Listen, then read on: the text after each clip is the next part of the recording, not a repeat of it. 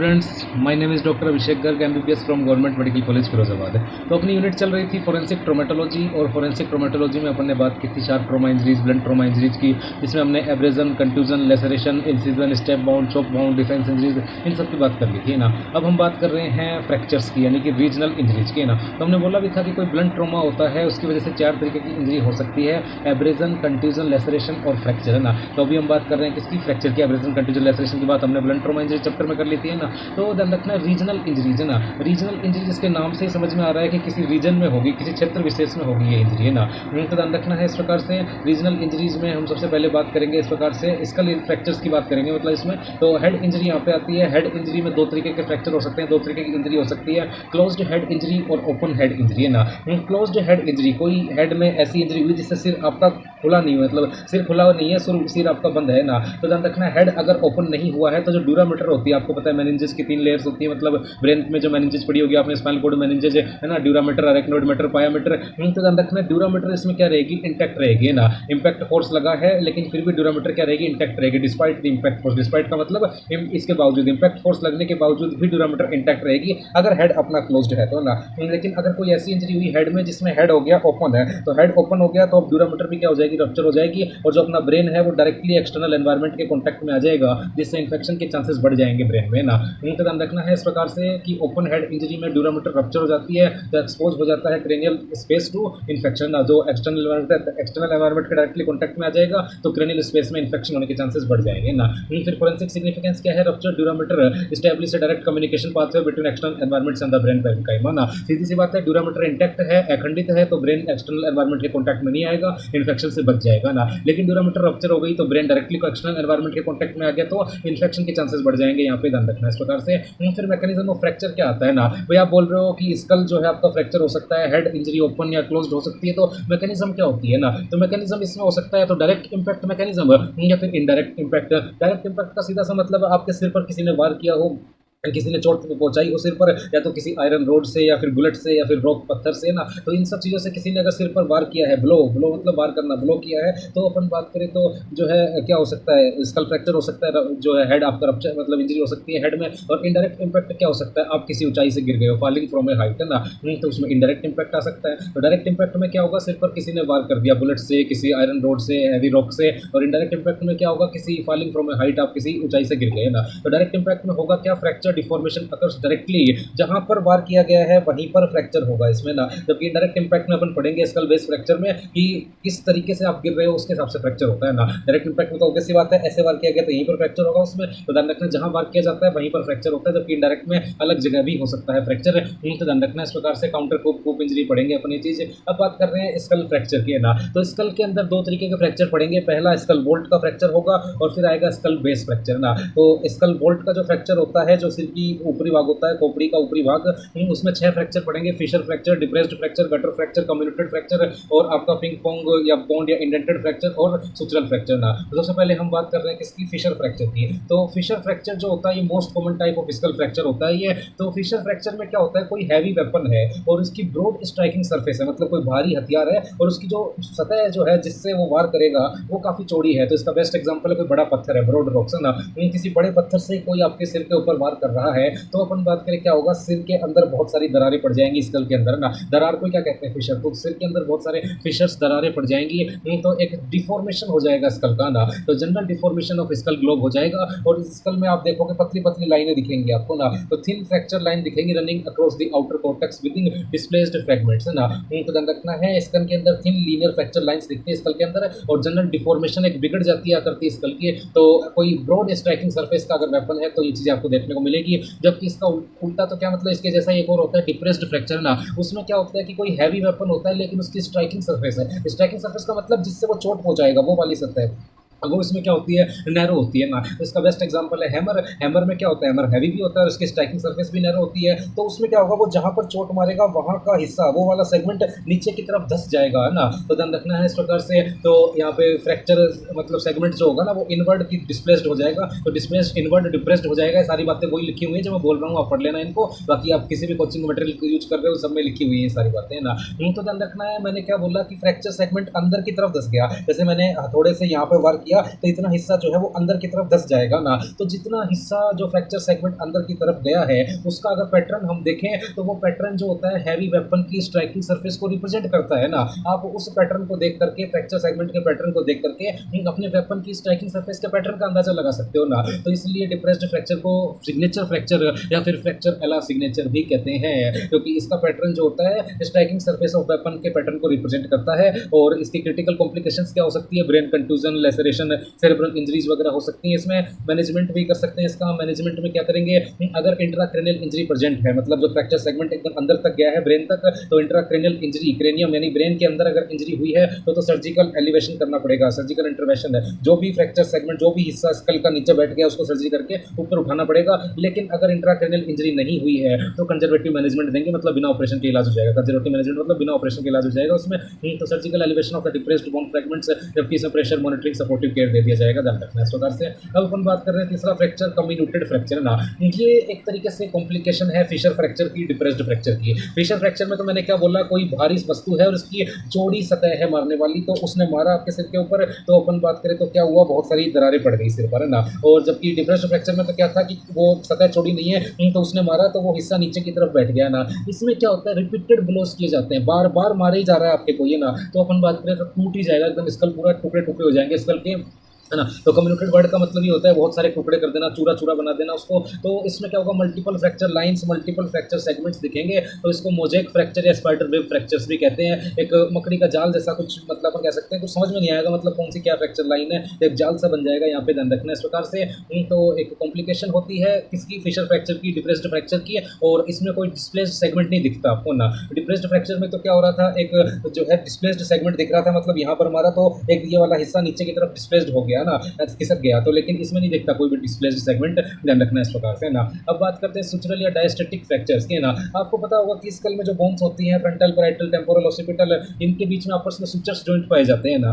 तो ध्यान रखना है, अगर इस तरीके का ब्लो हुआ, कोई इस तरीके का किसी ने आघात किया कि उन सुचर्स जो थे, जो दो बोन के बीच में, वो सेपरेट हो गए ना। तो ध्यान रखना ना, सुचर के अलोंग फ्रैक्चर लाइंस जनरेट हो जाती है इसमें सुचरल फ्रैक्चर में ना। मतलब इस तरीके से मारा कि दो बोन के बीच के सुचर जो था उसमें फ्रैक्चर आ गया, मतलब उसमें दरार पड़ गई। ध्यान रखना, सूचर आपस में सेपरेट हो गए, सीधी सी बात है, दो बोन जो जुड़ी हुई थी वो अलग अलग हो गई एक तरीके से, है ना। तो ध्यान रखना है, ये देखने को मिलता है मेनली यंग एडल्ट्स में, क्योंकि यंग एडल्ट्स जो होते हैं ना उनमें सूचर्स एकदम साफ साफ दिख जाते हैं ना। जो एल्डरली पर्सन होते हैं उनमें तो सूचर फ्यूज्ड हो गए सारे, है ना, तो उनमें इतना अच्छे से देखने को नहीं मिलता ये। जबकि जो आपके यंग एडल्ट्स होते हैं उनमें ये जनरली देखने को मिलता है। एल्डरली पर्सन में तो फ्यूज्ड हो जाते हैं सूचर, ऑसिफाइड सूचरल मार्जिन्स मिलते हैं, तो उनमें इतना क्लियरली विजिबल नहीं होगा, ये ध्यान रखना है ना। तो इसमें फ्रैक्चर जो लाइन है वो सूचर्स के अलोंग दिखती है, ध्यान रखना है। फिर अब बात कर रहे हैं पोंड या पिंग पोंग या फिर इंडेंटेड फ्रैक्चर है। तो इसे इंडेंटेड फ्रैक्चर कहते हैं क्योंकि इसमें डेंट पड़ जाता है ना। ध्यान रखना, एक्चुअली में इसमें कोई फ्रैक्चर नहीं होता, एक्चुअली में इसमें डेंट पड़ जाता है ना। तो ध्यान रखना है, ये सॉफ्ट स्कल जो होता है उसमें जनरली देखने को मिलता है। तो सॉफ्ट स्कल क्या होगा, बच्चों का स्कल होगा सॉफ्ट, जिनकी उम्र 4 साल से कम होगी, ध्यान रखना, जनरली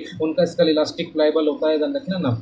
तो इसमें क्या होगा कि जो जैसे ही आपने ब्लो किया तो जो सुचर लाइंस जो जनरेट होंगी यहाँ पे, वो क्या होंगी, मतलब एक तरीके से यहाँ पे फ्रैक्चर नहीं होता, यहाँ पे जो है डेंट पड़ जाता है ना। तो डेंट यहाँ पे पड़ जाएगा और जनरली ये देखने को मिलता है ऑब्स्टेट्रिक फोर्सेप्स डिलीवरी में। जो ऑब्स्टेट्रिक फोर्सेप्स डिलीवरी होती है, मतलब बच्चे को खींच करके निकाला जा रहा है, तो उसमें इस बच्चे के स्कल के दोनों साइड से दबाव पड़ता है ना, जिसकी वजह से डेंट पड़ जाता है उसके स्कल में। तो ध्यान रखना, इसे डेंट, इंडेंटेड या स्प्रिंग पोंग गोल या फिर पोंड फ्रैक्चर भी कहा जाता है, ध्यान रखना इस प्रकार से। अब लास्ट फ्रैक्चर देख रहे हैं स्कल बोल्ट फ्रैक्चर में, गटर फ्रैक्चर ना। गटर वर्ड का मतलब होता है नाली, है ना। तो ये किससे बनता है, ये बनता है कोई बुलेट, कोई गोली है जो ओब्लिक चलाई गई है, ग्लैंसिंग बुलेट अपन बात करें तो तिरछी गोली चलाई गई है, आपके स्कल को छू करके निकल गई है गोली, है ना। तो गोली अगर स्कल को छू करके निकल गई है तो एक नाली जैसी स्ट्रक्चर बना देगी वो गोली। तो ध्यान रखना है, नाली को ही अपन कह रहे हैं गटर फ्रैक्चर। 3 टाइप होते हैं इसके, टाइप 1, 2, 3, है ना। टाइप 1 में क्या होगा, सिर्फ स्कल की आउटर लेयर इन्वॉल्व होती है, outer table, outer layer involve होती है। टाइप 2 में outer plus inner table, table मतलब लेयर वो इन्वॉल्व होती है। और टाइप 3 में की होल डिफेक्ट आता है, मतलब पेनिट्रेटिंग कंडीशन होती है, अंदर घुस गई है गोली, निकली नहीं है बाहर, है ना। तो एक की होल डिफेक्ट आता है इसमें। प्रोजेक्टाइल, प्रोजेक्टाइल मतलब गोली अपन पढ़ेंगे प्रोजेक्टाइल वर्ड डिटेल में प्रोक्सिमल बैलिस्टिक्स वाले चैप्टर में, है ना।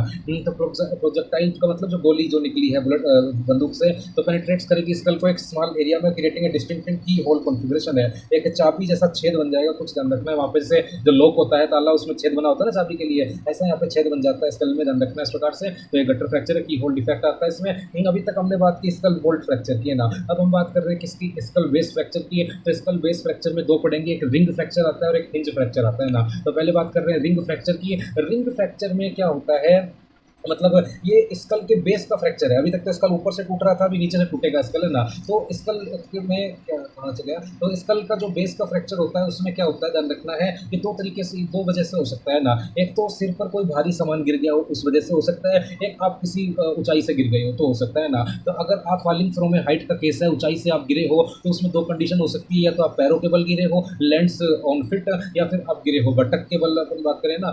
तो अगर पैरों के बल गिरे हो तो पहले क्या होगा, जो इम्पैक्ट आएगा, प्रभाव आएगा, वो आपके पैरों में आएगा, फिर वर्टिब्रल कॉलम में आएगा, फिर बेस ऑफ स्कल में आएगा, तो उससे स्कल फ्रैक्चर हो जाएगा, स्कल बेस का फ्रैक्चर होगा ना। और अगर आप बटक के बल गिरे हो तो इनडायरेक्ट इम्पैक्ट आता है किस पे, बेस ऑफ द स्कल पे, तो वहां से फ्रैक्चर हो जाता है। तो ध्यान रखना है इस प्रकार से कि रिंग फ्रैक्चर जो होता है ना, इसमें पोस्टीरियर क्रेनियल फोसा जो होता है ना, उसके अराउंड फ्रैक्चर होता है। यहाँ पे यह बात लिखी भी होगी इसमें कि इसमें जो मेनली फ्रैक्चर होता है वो पोस्टीरियर क्रेनियल फोसा में होता है ना। रिंग फ्रैक्चर डेफिनेशन है, a specific failure pattern presenting in the posterior cranial fossa. तो रिंग फ्रैक्चर में क्या होगा, फोरामेन मैग्नम जो होता है उसके अराउंड फ्रैक्चर होता है, टिपिकल साइज उसकी 3 to 5 सेंटीमीटर है, और पोस्टीरियर क्रेनियल फोसा में फ्रैक्चर होता है यहाँ पे। जबकि अपन बात करेंगे हिंज फ्रैक्चर में, यहाँ पर जो फ्रैक्चर होगा वो anterior and middle cranial fossa में होगा, इसमें ध्यान रखना है इस प्रकार से ना।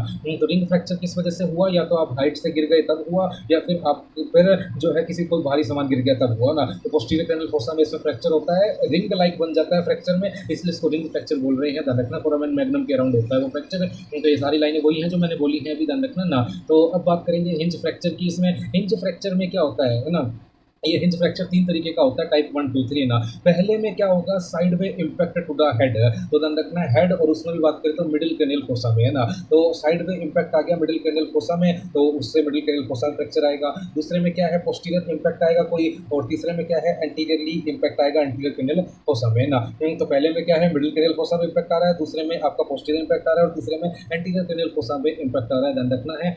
तो इसमें क्या होगा, जो पहला वाला है जिसमें मिडिल क्रेनियल फोसा में साइड में इम्पैक्ट हुआ है, तो उसमें कई बार क्या होता है कि मान लो चोट यहाँ पर लगी है ना, किसी भी वजह से लगी, किसी ने हमला कर दिया या आप गिर गए, तो ध्यान रखना है चोट यहाँ पर लगी लेकिन उसका इम्पैक्ट यहाँ देखने को मिल सकता है, इस प्रकार से ना। तो ध्यान रखना ना, तो चोट यहाँ पर लगी लेकिन उसका जो प्रभाव है वो यहाँ देखने को मिल सकता, मतलब इम्पैक्ट यहाँ हुआ, इंजरी यहाँ हुई है ना, ऐसा हो सकता है। क्योंकि जो फ्रैक्चर लाइन होती है वो अपोजिट साइड में पहुंच जाती है थ्रू सेला टर्सिका ना। सेला टर्सिका मिडिल क्रेनियल फोसा में तो पाया जाता है, पिट्यूटरी ग्लैंड रखी जाती है इसमें। तो ध्यान रखना इस प्रकार से।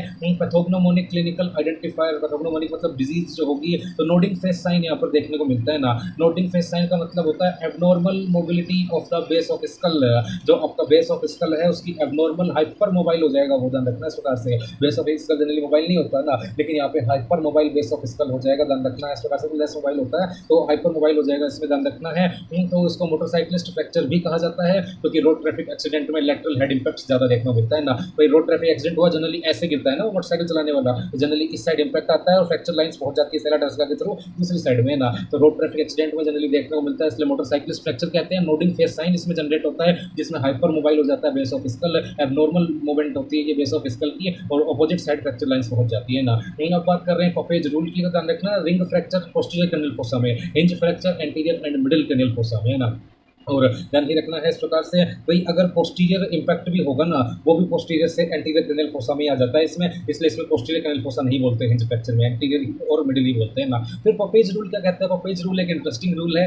पपेज रूल कहता है कि fracture line will never cross previous fracture line, जो न्यू फ्रैक्चर लाइन होगी वो पुरानी फ्रैक्चर लाइन को कभी भी क्रॉस नहीं करेगी, ध्यान रखना है इस प्रकार से। तो इससे क्या फायदा होता है, इससे हम सिक्वेंसिंग पता कर सकते हैं फ्रैक्चर लाइन्स की, कि कौन सी लाइन पहले बनी थी, कौन सी लाइन बाद में बनी है ना। तो new fracture line never cross previous fracture line, यही है पपेज रूल। तो इससे जो है फोरेंसिक वैल्यू क्या है इसकी, इससे हम पता कर सकते हैं कौन सी पहले बनी थी, कौन सी बाद में बनी है, इस प्रकार से इन्होंने बताया भी है यहाँ पे, ध्यान रखना है, ठीक है।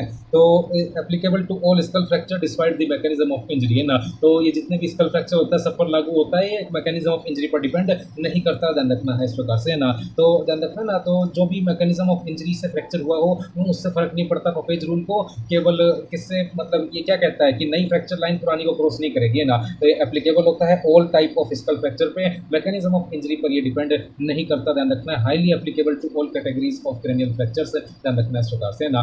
तो अब बात कर रहे हैं clinical features of skull base fracture की। तो अपन ने बोला 3 क्रेनियल फोसा पाए जाते हैं अपने स्कल बेस में, एक एंटीरियर क्रेनियल फोसा, एक मिडिल क्रेनियल फोसा, एक पोस्टीरियर क्रेनियल फोसा, है ना। तो ध्यान रखना एंटीरियर क्रेनियल फोसा में क्या देखने को मिलेगा, mainly clinical feature CSF rhinorrhoea, है ना। राइनो वर्ड का मतलब होता है नोज यानी कि नाक, और रिया वर्ड जो होता है RRHEA, ये वर्ड कहीं पर भी मिल जाए इसका मतलब होता है फ्लूइड से संबंधित कुछ बात चल रही है ना। जैसे कि मेनोरिया एक वर्ड होता है, मेनोरिया में क्या होता है, मेंस्ट्रुअल साइकिल में ब्लड ही तो आता है, इसमें तो फ्लूइड से संबंधित बात चल रही है कुछ। रिया वर्ड का मतलब यही होता है। तो सीएसएफ राइनोरिया मतलब सीएसएफ का राइनो से लीक होना, नाक से लीक होना, ध्यान रखना इस प्रकार से। तो जो सीएसएफ होता है उसमें ग्लूकोज ज़्यादा होता है, प्रोटीन कम होता है इसमें, और बीटा टू ट्रांसफेरिन एक प्रेजेंट होता है इसमें, जो कि हाईली स्पेसिफिक टेस्ट है। मतलब बीटा टू ट्रांसफेरिन अगर प्रेजेंट है ना नेजल डिस्चार्ज में, तो समझ जाना कि सीएसएफ ही प्रेजेंट है उसमें। उसमें वो नॉर्मल नेजल डिस्चार्ज नहीं है, क्योंकि नॉर्मल नेजल डिस्चार्ज में बीटा टू ट्रांसफेरिन नहीं पाया जाता। ब्लीडिंग हो सकती है नोज से, इकाइमोसिस या हिमोरेज। तो ब्लीडिंग फ्रॉम द नोज हो सकता है। इकाइमोसिस क्या होता है, ब्रूज, अपन बात की ब्रूज को तो बोलते हैं, इकाइमोसिस है तो ध्यान रखना है इस प्रकार से। ब्रूज को बोलते हैं कि लिवर मोटिस को बोलते हैं, चलो देख लेना, ब्रूज को बोलते हैं, बाकी ध्यान रखना इस प्रकार से। तो पेरी ऑर्बिटल हिमेटोमा हो सकता है, रकून आई या ब्लैक आई भी देखने को मिल सकती है इसमें, और जो है जो टिप ऑफ नोज हो सकती है ना, उसके आसपास एनेस्थेटिक कंडीशंस पैदा हो सकती है, ध्यान रखना है, मतलब पैरास्थेशिया हो सकता है, और एक हेलो साइन पाया जाता है यहाँ पे, ध्यान रखना है इस प्रकार से। और हेलो साइन का मतलब क्या होता है कि सीएसएफ जो नाक से निकला है उसको आप एक कपड़े पर डालोगे ना, तो बीच में खून दिखेगा, और जो चारों तरफ है वो आपको एक क्लियर आउटर रिंग दिखेगी उसमें ना, मतलब पहला टाइप दिखेगा वो, तो उसे कहते हैं अपन हेलो साइन। और फिर मिडिल कैनल फोसा में क्या हो जाएगा, सीएसएफ ओटोरिया हो जाएगा ना। मिडिल कैनल फोसा में सीएसएफ राइनोरिया भी होता है, ओटोरिया भी होता है ना। ओटोरिया, ऑटो वर्ड का मतलब क्या होता है, ईयर, ऑटो राइनो लेरिंजोलॉजी, ईएनटी। तो ध्यान रखना ऑटो वर्ड का मतलब ही क्या होता है, ईयर, तो सीएसएफ लीक होता है ईयर के थ्रू, और सीएसएफ राइनोरिया भी होता है इसमें, क्योंकि ईयर और नोज किससे जुड़े रहते हैं आपस में, यूस्टेचियन ट्यूब से। तो सीएसएफ यूस्टेचियन ट्यूब के थ्रू नोज में आ गया, तो नोज से भी लीक हो सकता है, नेजोफेरिंक्स से। और इसके अलावा बेटल साइन देखने को मिलता है यहाँ पे, ध्यान रखना है। बेटल साइन में क्या होता है, इकाइमोसिस या bruising localised over the mastoid reason.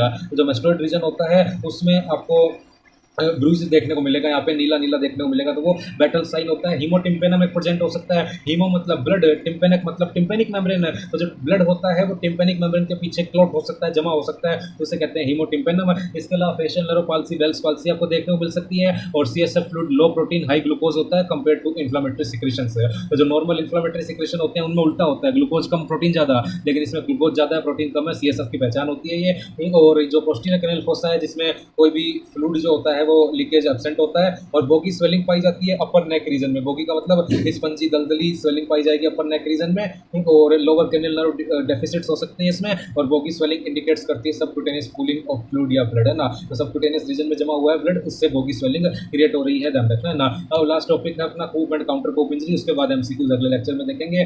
ध्यान रखना है कूप एंड काउंटर कूप इंजरी, है ना। कूप इंजरी का सीधा सा मतलब है जहां पे इंपैक्ट हुआ वहीं पर इंजरी हो गई ना, जहां पे वार हुआ वहीं पर चोट लगी, वो है कूप इंजरी। काउंटर कूप उल्टा है, वार यहाँ पर हुआ है, इंजरी यहाँ पर हुई है ना। तो ध्यान रखना इस प्रकार से कूप इंजरी का सीधा सा मतलब क्या, pathological brain parenchyma injury in localised directly at the primary site of external impact. सीधी सी बात है, एक्सटर्नल इंपैक्ट जहाँ पर हुआ वहीं पर इंजरी हो गई ना। और अगर अपोजिट हुआ, यहाँ इंपैक्ट है, इसके अपोजिट साइड इंजरी हो रही है, तो वो काउंटर कूप इंजरी हो जाएगी, ध्यान रखना इस प्रकार से। जो कूप इंजरी होती है वो मेनली देखने को मिलती है ओसिपिटल इंपैक्ट्स में, ना। तो ध्यान रखना है occipital impacts typically manifest clear coup sign, है ना। तो सीधी सी बात है, ओसिपिटल इंपैक्ट्स हुआ तो इसमें कूप इंजरी देखने को मिलेगी। कूप इंजरी का मतलब जहां इंपैक्ट वहीं पर इंजरी होगी, है ना। लेकिन ध्यान रखना कूप इंजरी जो होती है इतनी ज़्यादा मतलब देखने को नहीं मिलती है, क्योंकि माइल्ड या निल प्राइमरी बोन इंजरी होती है ना। मतलब हॉस्पिटल में इंपैक्ट हुआ तो जरूरी नहीं है आपको यहाँ पर इंजरी देखने को मिले, और देखने को मिल भी सकती है तो माइल्ड टाइप के, मतलब बहुत कम इंजरी देखने को मिलेगी, है ना। और ध्यान रखना काउंटर कूप इंजरी में क्या होगा, opposite to the primary site of external impact, है ना। इंजरी जो होती है वो एक्सटर्नल इंपैक्ट के अपोजिट साइड में देखने को मिलेगी। यहाँ इंजरी हुई तो यहाँ पे मतलब यहाँ इंपैक्ट लगा, यहाँ एक्सटर्नल इंपैक्ट हुआ तो यहाँ इंजरी देखने को मिलेगी, यहाँ लगा तो यहाँ देखने को मिलेगी ना। तो ये मेनली कहाँ देखने को मिलती है, फ्रंटल लोब में और टेम्पोरल लोब में, ना। फ्रंटल लोब में काउंटर कूप इंजरी देखने को मिलती है। इसका मतलब ये नहीं है कि आपने यहाँ पे वार किया तो अपन बात करें यहाँ पे इंजरी देखने को मिलेगी, ना ना ना। ध्यान रखना है इस प्रकार से, फ्रंटल लोब में काउंटर कूप इंजरी देखने को मिल रही है, इसका मतलब क्या है भाई, फ्रंटल लोब में इंजरी देखने को मिल रही है ना, मतलब इंजरी यहाँ पे है ना। और कौन सी इंजरी है, वो काउंटर कूप इंजरी है। तो मतलब काउंटर कूप इंजरी है तो इसका इंपैक्ट कहाँ हुआ होगा, पीछे की तरफ ओसिपिटल लोब में है। तो ध्यान रखना है ना, फ्रंटल लोब में काउंटर कूप इंजरी देखने को मिल रही है, इसका मतलब ये बिल्कुल भी नहीं है कि फ्रंटल लोब में इंपैक्ट हुआ तो ऑसिपिटल लोब में इंजरी देखने को मिलेगी।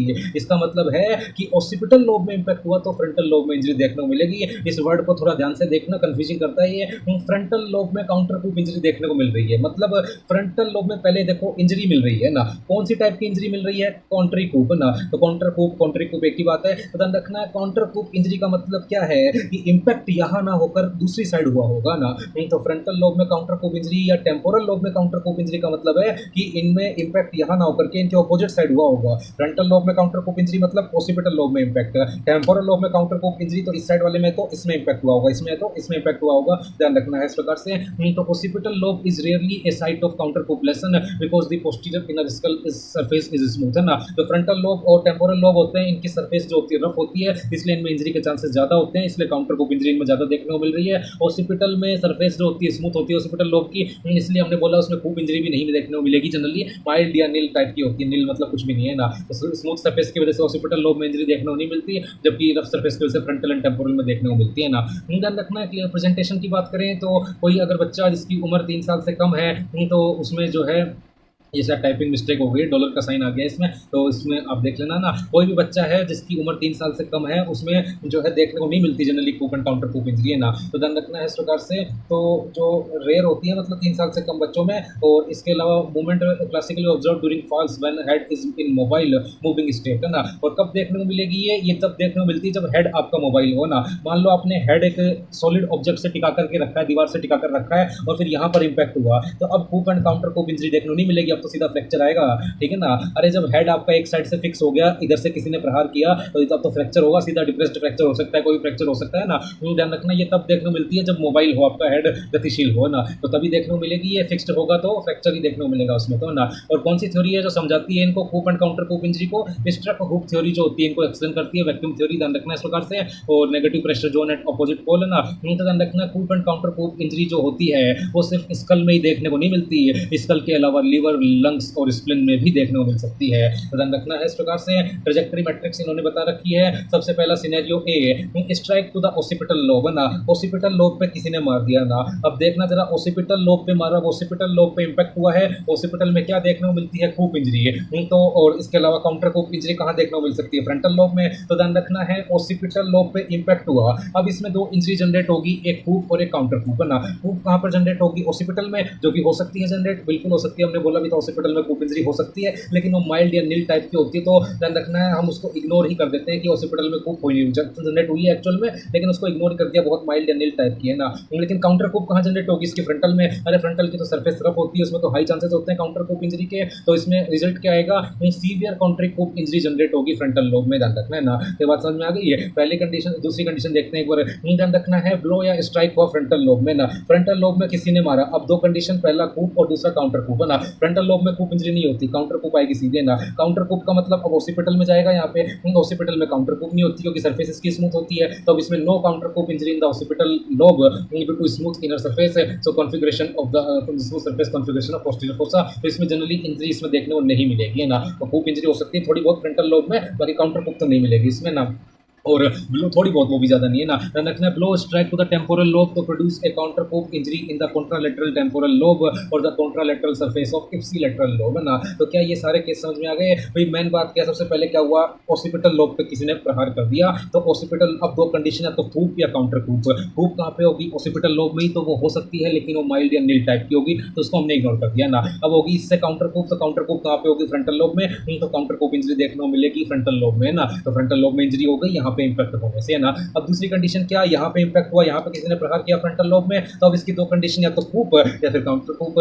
तो कूप इंजरी हो सकती है फ्रंटल लोब में क्योंकि सरफेस होती है, लेकिन हम उसको भी नहीं देख रहे हैं ना। काउंटर कूप इंजरी अब ऑसिपिटल लोब में होगी क्या, नहीं होगी, क्योंकि इसकी सरफेस कैसी होती है, स्मूथ होती है, तो इसमें no counter coup injury in the occipital lobe, है ना, due to smooth inner surface configuration of posterior cranial fossa. और अब तीसरा कंडीशन क्या है कि टेम्पोरल लोब पे स्ट्राइक हुआ ना। टेम्पोरल लोब पे जब स्ट्राइक होगा तो अपन बात करें, अब दो कंडीशन हो सकती है, जाए, या तो इस साइड के टेम्पोरल लोब पे मतलब कॉन्ट्रालेटरल टेम्पोरल लोब जो है वहाँ पे इंजरी हो जाए, या फिर contralateral surface of ipsilateral lobe पे इंजरी हो जाए ना। कॉन्ट्रालेटरल मतलब अपोजिट साइड का, इप्सिलेटरल मतलब सेम साइड का ना। तो इसी साइड के कॉन्ट्रालेटरल सरफेस दूसरी सरफेस पर इंजरी हो जाए, इधर मारा तो इधर इंजरी हो गई ना, या फिर इधर मारा तो दूसरे वाले के कॉन्ट्रालेटरल सरफेस पर इंजरी हो गई ना। तो ध्यान रखना है, यहाँ मारोगे तो यहाँ इंजरी, यहाँ मारोगे तो कहीं नहीं, और यहाँ मारोगे तो अपोजिट साइड या फिर इसी के दूसरी साइड है ना। ध्यान रखना है इस प्रकार से। तो ये कूप काउंटर कूप इंजरी ध्यान रखनी है इस प्रकार से। एमसीक्यू अगले लेक्चर में देखते हैं। Thanks for